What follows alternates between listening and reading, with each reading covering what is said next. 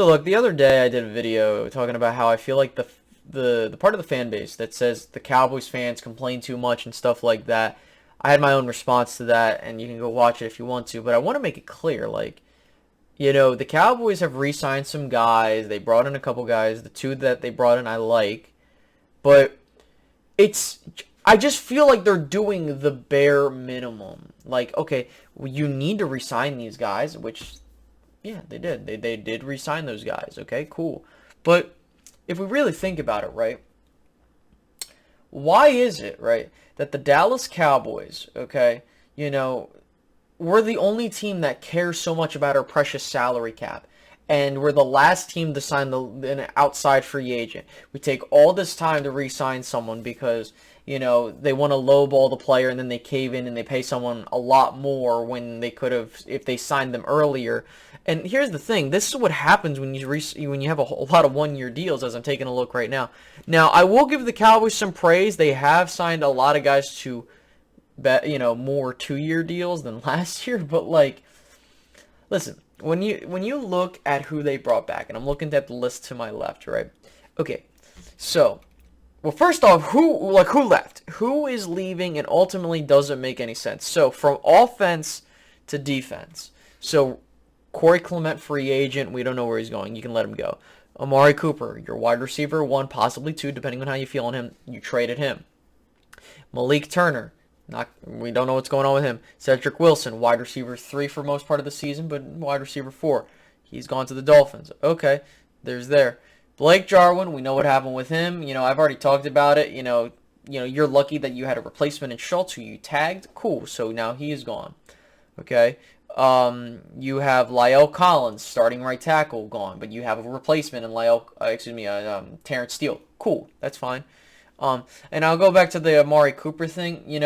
Look, you have CeeDee Lamb as your number 1 guy. I think the biggest thing is like, okay, well, what are you going to do going forward? Because if you are going to acknowledge that CeeDee Lamb is your wide receiver 1, you're going to need to pay him early. You cannot be in a situation where you're dragging your feet. And this is the problem that I have.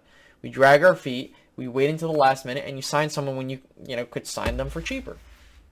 So there's that. Mitch Hyatt and Ty Neshke, backup's cool. I don't care about that. Connor Williams, starting left guard. You haven't had a replacement yet, but I do believe the Cowboys are going to draft a guard. They're going to draft an offensive lineman. I think that's what they're positioning themselves to do. So on the offensive side of the ball, you lost your starting left guard, your starting right tackle, who you replaced, your starting wide receiver, who you can argue you did in fact replace, and you lost a couple of other guys that you could be like, whatever.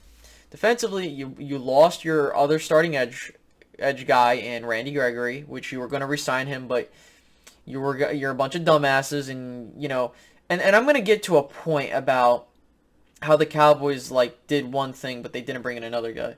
But so Randy Gregory, they were slated to pay the guy $14 million a year, and they didn't bother trying to get to. Now I will say this: Zadarius Smith, while I do like what he brings to the table, that back stuff can be a pain in the ass. However, I do believe that Randy Gregory should still be back here, and, they really bungled that deal. I do not care what anybody says. The Jones boys deserve any form of, vitriol for that, because you cannot be like, oh, well, Randy Gregory wants to talk crap on the Cowboys. Maybe who gives a damn? He was rubbed the wrong way. He's allowed to, I don't care. Whatever he wants to think. Brent Urban, I think he'll be back.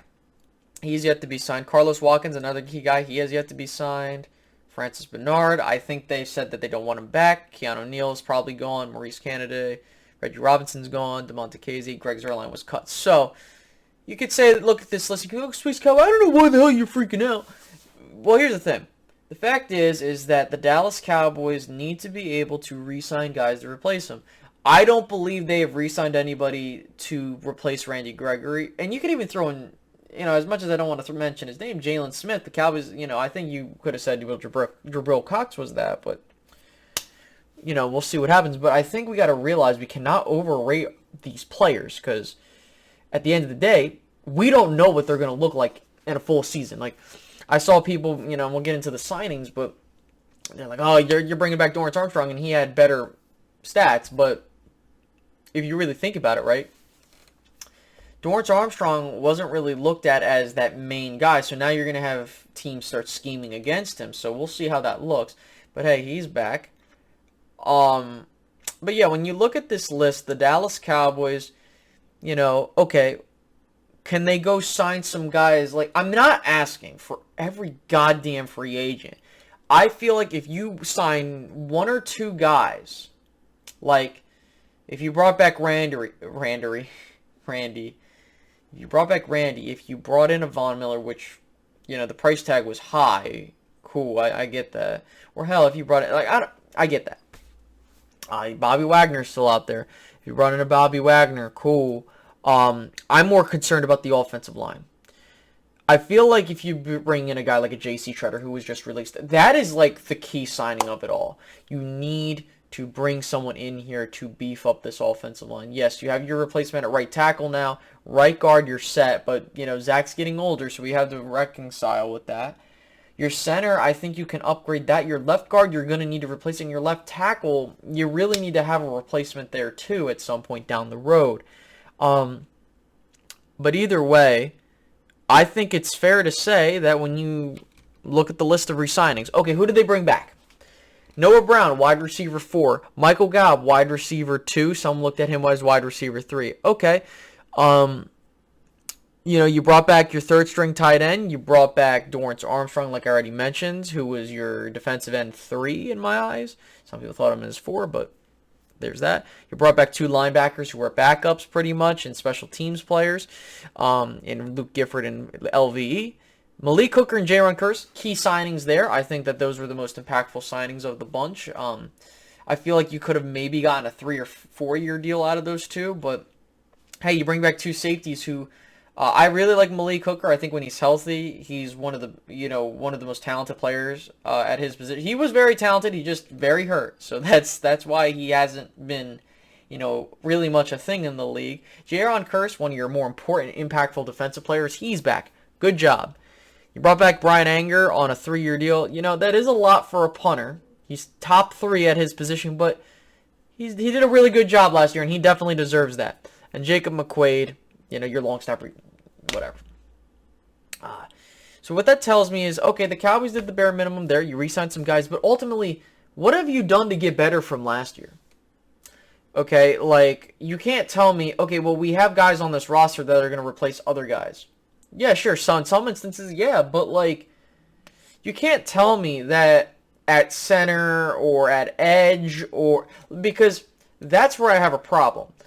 If you look at how the Cowboys have won Super Bowls in the 90s, if you look at how other teams have done it recently, brought in key guys that put, like, just one guy, like a Deion Sanders, or, like, I understand that there's not a guy of that caliber out there, but if you signed a J.C. Treader, for example, your offensive line instantly gets better, okay?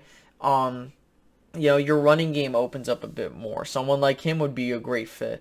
A guy like a Bobby Wagner, maybe, whether you feel like he is good or not, that's besides the point, but at this stage of his career, I mean.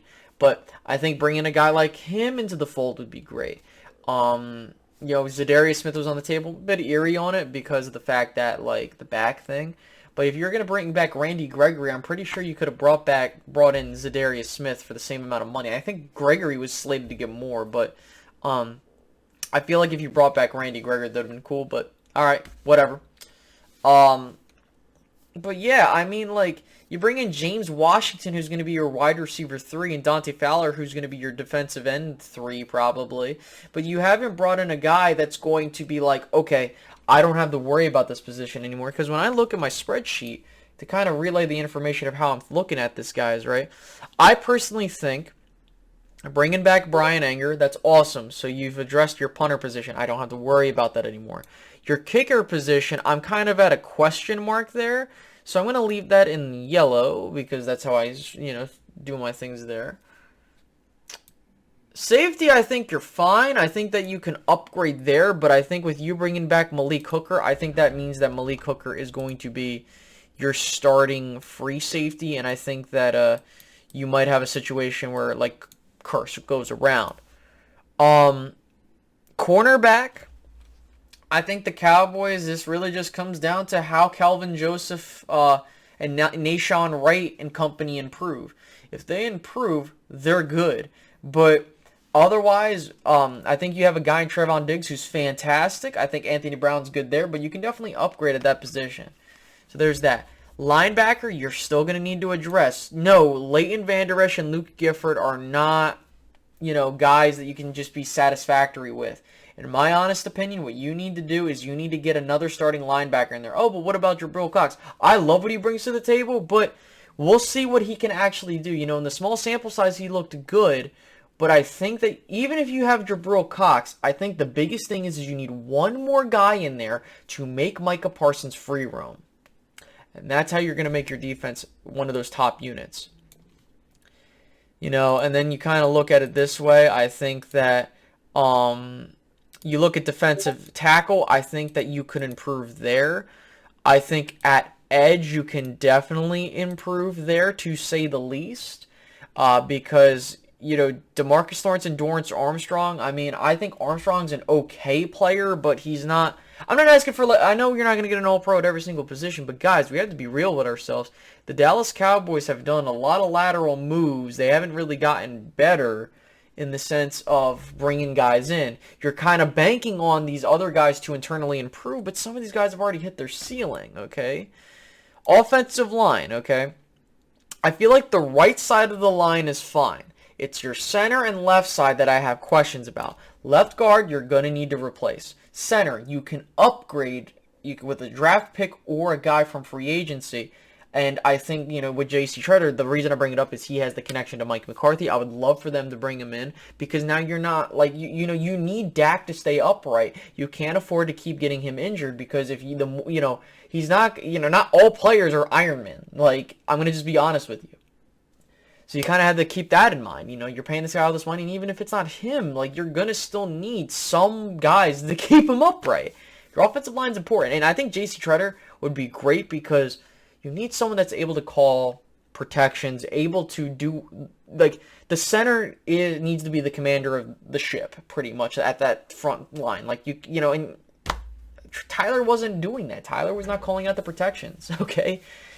Left tackle, listen, if Tyron Smith's healthy, you're good, but that's the thing. He hasn't been healthy. I think that you could get a backup in the draft, or you try to bank on Josh Ball, but again, we don't know that.